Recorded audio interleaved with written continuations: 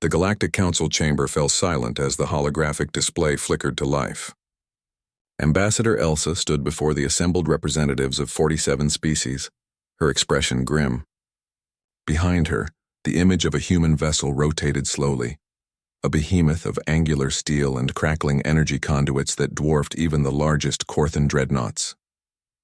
"Esteemed members," Elsa began, her voice steady despite the weight of 1,000 eyes upon her. "I present the UHSV Ragnarok." Council Speaker Zixthar's mandibles clicked nervously. "Ambassador, your people assured us that humanity would contribute only defensive vessels to the coalition fleet. This is a colony ship," Elsa interrupted smoothly. The chamber erupted. Delegates screeched, roared, and broadcast their outrage across every frequency. Farhat, seated in the human delegation section, suppressed a smile. He'd seen this reaction before. 14 cycles ago, when humanity had first joined the council with what they'd called a simple cargo hauler. That hauler had been the size of a moon. "High Arbiter," Velcora raised her crystalline appendages for silence. "Ambassador Elsa, the readings we're receiving suggest this vessel carries enough firepower to crack a planetary crust. The gravitational disruptors alone could accelerate the terraforming process by 300%, Elsa finished. "The mass drivers are for asteroid mining.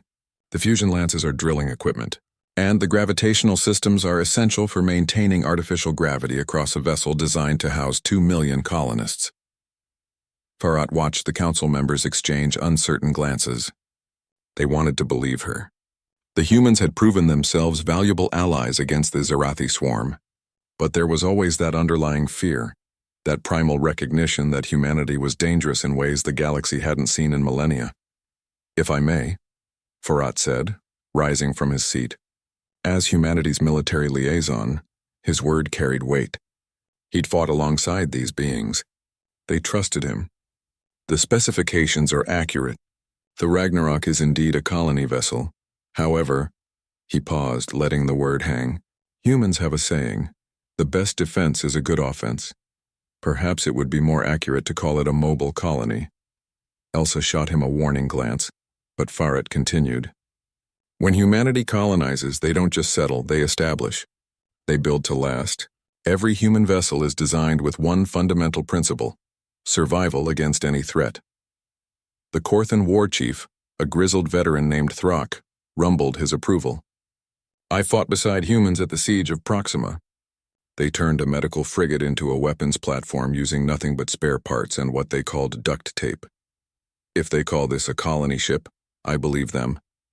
I also believe that any enemy attempting to attack a human colony will deeply regret their choice." Zixthar wasn't convinced. "The energy readings are off the charts. What possible civilian purpose requires a power core capable of outputting 12 petawatts?" Elsa smiled. "Have you ever tried to run life support, hydroponics, manufacturing, education systems, entertainment networks, and defensive shields for 2 million humans simultaneously? We like our creature comforts, Speaker. Climate control alone for that many humans requires an obscene amount of power." "Yes, we understand," Velcora interjected. "But these weapon systems are legally classified as mining and construction equipment under Council Charter. Section 7, Paragraph 12, Farhat interjected, pulling up the relevant documents on his datapad. "Humanity submitted all proper documentation 6 months ago. It was approved."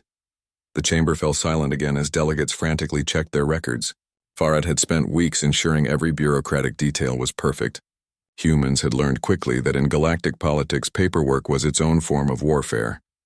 "This is madness," hissed Delegate Shara, her reptilian features contorted in frustration. "You expect us to believe that humans need planet-killing capabilities just to establish colonies?" Elsa's expression hardened. "Delegate Shara, humanity has lost 17 colony worlds to the Zarathi swarm. Thousands of our people have been consumed, converted into organic matter for their hive ships. We watched our settlements burned from orbit while we waited for coalition forces to arrive. Forces that came too late, if they came at all." The words struck like hammer blows. The council shifted uncomfortably. The Zarathi were everyone's nightmare, but humanity had borne the brunt of their recent expansion. "So yes," Elsa continued, her voice cold as the void, "when we send our people into the dark, we send them with the means to protect themselves. We will not watch helplessly while our children are slaughtered. Not again. Never again.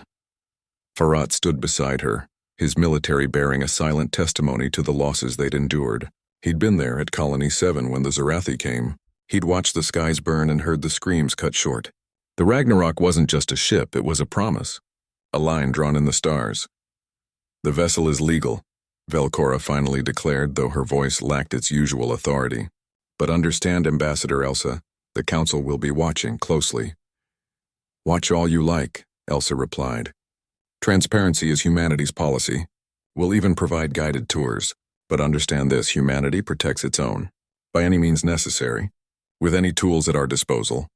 As the session ended and delegates filed out, Thrak approached the human delegation. That ship, he growled, his voice low. It's not just a colony vessel, is it? Farad met his gaze steadily.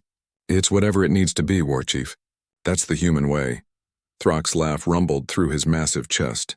Good, the galaxy needs more teeth. The Zarathi are coming, and pretty words won't stop them. As they left the chamber, Elsa leaned toward Farad. Did we just terrify the entire council? Absolutely, Farad confirmed. But they'll thank us when the swarm arrives and the Ragnarok is there to meet them. Above them in high orbit, the UHSV Ragnarok continued its slow patrol, a promise and a warning written in steel and starlight.